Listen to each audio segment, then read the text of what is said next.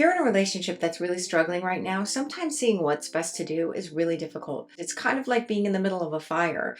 It takes away the sun, the world becomes dark, and it's actually hard to believe that other parts of the world are experiencing sun. We all hope that eventually we'll figure it out, but making great decisions in the middle of a trauma can be really difficult. When I was a young woman, I read a great book. It was called The Mystic Path to Cosmic Power. The book was written in 1967 by a man named Vernon Howard, and it really spoke to me. It was a really dark time in my life. He said, imagine that you're on a train. Your destination is a lush mountaintop. But in order to get there, you have to go through an arid desert. And so you're on the train, you're looking out the windows at dry land. Do you get off the train or do you just stay on, knowing that eventually, if you keep doing what you're supposed to be doing, if you keep going forward, you're going to get lush mountaintop? And I remember reading that thinking, I don't even think I'm on the train. I don't even know how to get onto the train. And so I felt like my job was to figure out how to get on the right train. It wasn't even about the destination. It was just, I didn't know how to get there at all. What I did know is everything I was doing was not working. And what that relationship taught me was I don't know how to create good relationships. It taught me what I wanted to learn. And I don't think we're born learning this. So if you're in a relationship that's difficult right now, actually, you're at the crossroads of a great opportunity. The opportunity that I saw was, I have to learn how to be better at this, because what I creates a mess. The universe gave me an answer in several different things, but one of the things that it gave me was A Course in Miracles.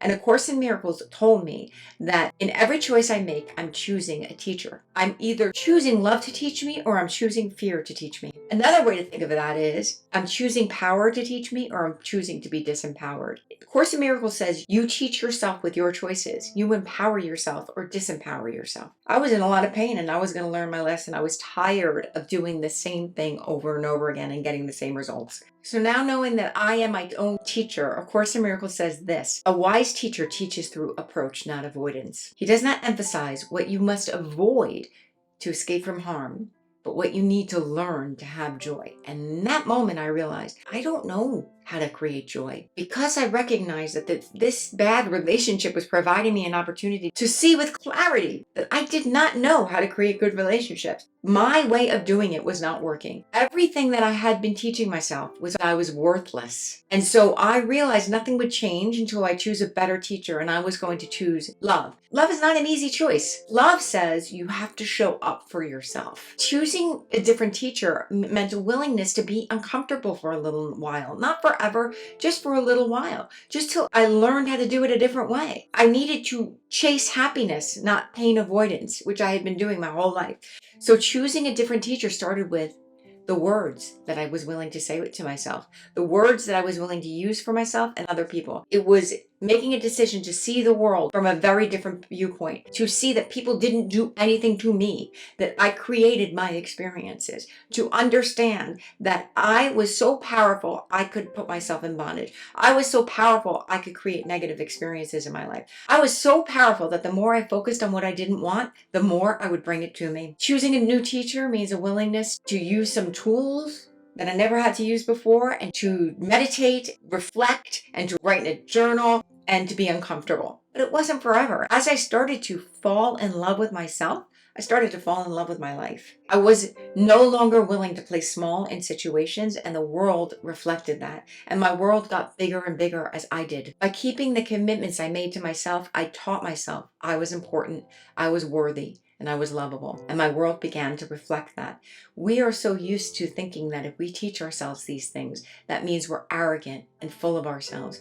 But actually, in order to fall in love with your life, you have to start by falling in love with yourself. And when you fall in love with yourself, you don't have to work so hard at relationships, because you naturally attract people who understand what love is, and that love is playing big. Because when you treat yourself with dignity and respect, others treat you that way too. I thought my broken heart was the end of my life, but when I realized my heart wasn't broken, in the end of that relationship, I learned how to fall in love with myself. And if falling in love with yourself sounds so selfish to you, I want you to recognize that that selfish activity is the one thing that you need to do to create a life that you can fall in love with. And the world will benefit from it. The world benefits by your loving yourself, by your keeping your commitments and your standing up for yourself. When you stand up for yourself, you create space for everyone else in the world to do that too. You create real and authentic relationships, and that is what I want for everyone. So, standing up for yourself and loving yourself is actually moving to the platform of power, and that is how great relationships are formed. So, if you're in a difficult relationship, remind yourself that you are standing at the crossroads of an opportunity, and that opportunity is to create a life so filled with love that you'll be grateful for the pain that you're experiencing now. And I know that sounds hard to believe, but I've been there and I want to share it with you. And I don't want you to have to go down the windy and twisty road that took years of studying and practice that I did. My Empowering You courses are all about getting you there as quickly as possible. And if you're interested in learning more, I'm going to be live in Nutley on September 7th and September 14th, teaching the basics of why the world needs you to shine so brightly, to love yourself so much. I'm going to teach you all about what it means to be empowered and how you can do it. I'm going to give you tools to get started right away. And also, I'm going to do a wonderful empowering meditation that will help inspire you on your journey. If you can't make that workshop, no worries. I'm going to be offering online workshops soon as well. So keep your eyes open for them. You were meant to shine and shine brightly. And when you do, the whole world benefits. That's my 2 cents. Remember, life is super short, so please be kind, have fun, and love everything. Thanks for listening.